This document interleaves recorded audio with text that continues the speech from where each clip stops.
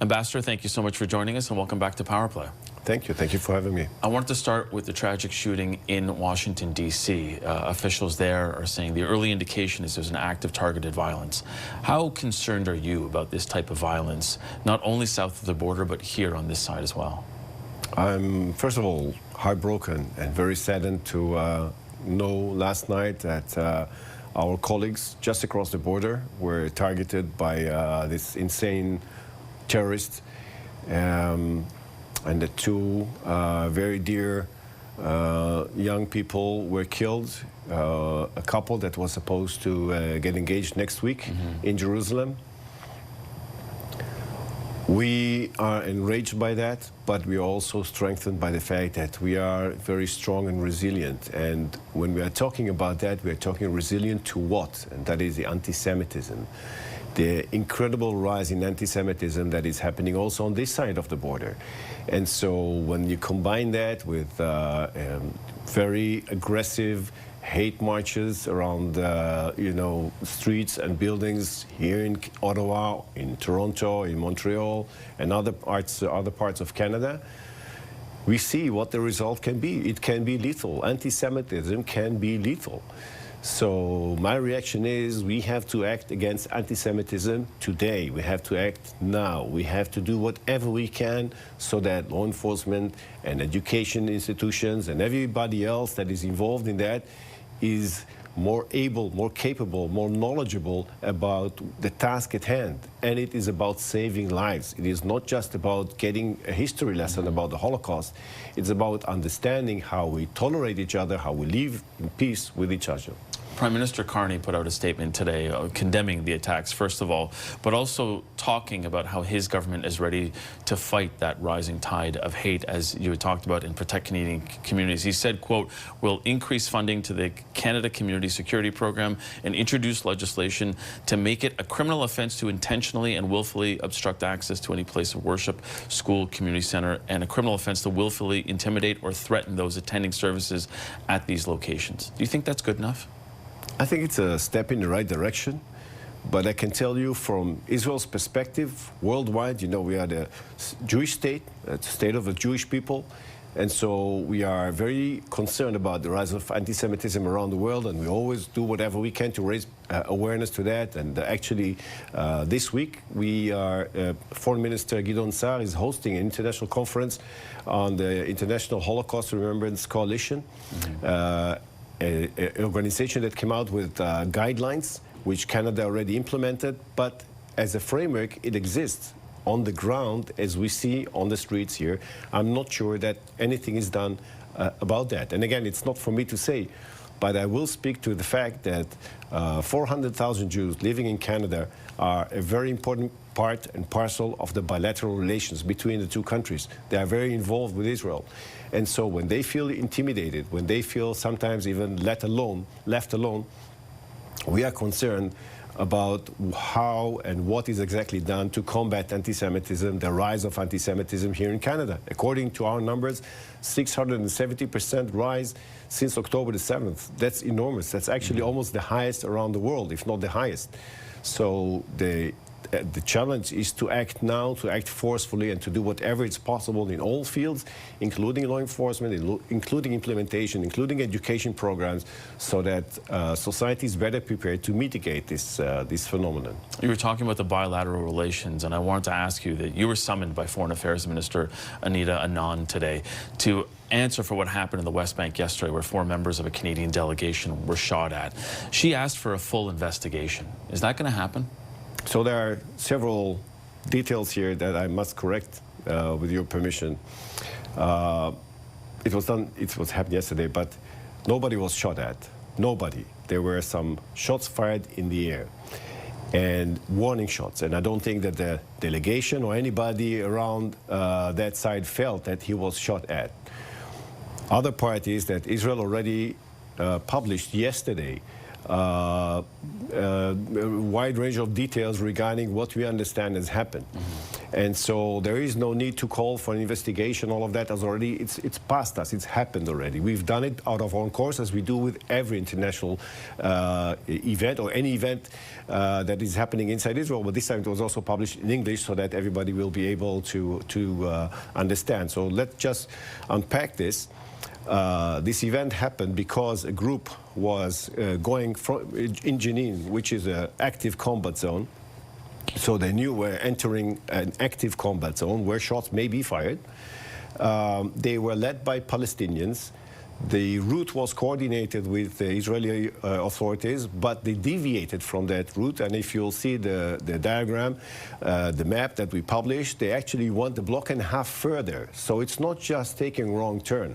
They really went much further and into a position of IDF soldiers who saw a group coming towards them and then fired warning shots in the air. What the IDF did is, first of all, to understand what happened. Second, to address the soldiers to make sure that in this kind of cases, perhaps it wasn't the wisest thing to do to fire shots in the air in any direction anyway, but also to approach those diplomats to explain to them what is happening on the ground. So all of that already happened before this formal step was taken. So how did Minister Anand then respond to this explanation that I'm assuming you gave to her? I didn't speak directly with Minister Anand, but with her staff, but I made sure that all those details are there, and I haven't heard since then very much. But so you feel like there's no other explanation needed and no other investigation needed? No, I didn't say that. Actually, we have also published that the investigation is still ongoing, but we already released details. So we're not waiting to complete the investigation. We want people to understand exactly what has happened. If Israeli soldiers were at fault, and perhaps that may have been the case in the firing the shots in the air, on that we already said the IDF regrets that. We publish all those details as a normal procedure. I understand your point on that, but also Prime Minister Carney yesterday said that yesterday's incident is one of many things that are totally unacceptable happening in the region. And this comes on the heels of that joint statement with Canada, France, and the United Kingdom, saying that they are concerned at the level of human suffering in Gaza, calling it intolerable. And they've asked your government to stop its military operations in Gaza and to allow humanitarian aid to flow into Gaza. I know that some has since flowed in there, but what is your government doing to respond to that? Specifically, there is a threat there at further action, further sanctions to the Israeli government from those three countries. What is your response to that? For us, it's unacceptable that 58 hostages are being held in Gaza for 600 days. And they did say that in their statement as well. They did say that that is unacceptable and that the October 7th attack was also unacceptable. Unacceptable for us, and therefore we take action to extract them. Hamas will not lay down their weapons. Hamas will not release them. Had they done that almost 2 years ago, 19 months ago, there would have been any kind of war. But we are in a war, and Hamas is not a country, and Hamas doesn't care about the law, it doesn't care about the lives of Palestinians or Israelis. They just want to rule and instill their rule of hate and extremism. And they are the ones that that we should be all fighting against, and not between. There is no fight between Canada and Israel, and I don't think there will be. But I do understand from a threat to Israel, when it pursues a war of defense, that is something that we cannot do anything with that. I understand that, and I take your point, and I think the Canadian government does as well. But they have also said in that joint statement, quote, this escalation is wholly disproportional, but at the same time is calling the October 7th attacks as heinous. So is there not a ground in there to meet somewhere and to understand where these three countries are coming from and to respond to it as well in terms of making sure that there is aid getting into Gaza to ensure that the people there are getting what is necessary? Because even the UN has talked about that 11-week blockade that they said was very difficult, and the amount of aid that is even getting in right now, they said, is essentially trickling in. There is a huge, unfortunately, there's a huge gap between what you and I agree is a normal, healthy world, accountable world, a world that seeks peace and prosperity, and the vision that others have in the Middle East. Because of that discrepancy, the terminology, the understanding that exists here about resolving problems is not adequate for the Middle East. There is nothing that there is no other way to put it.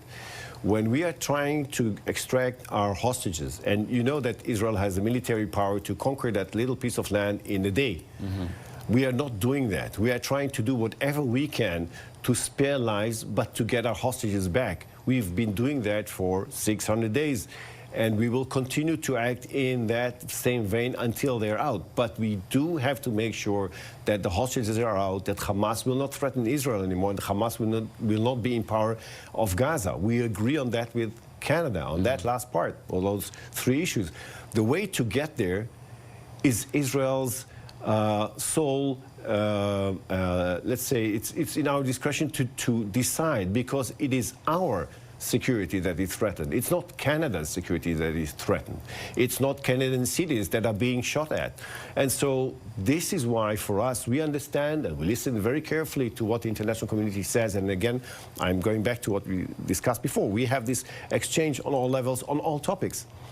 And we see eye to eye on many of those issues. And even if we disagree, we understand, we disagree, we know why.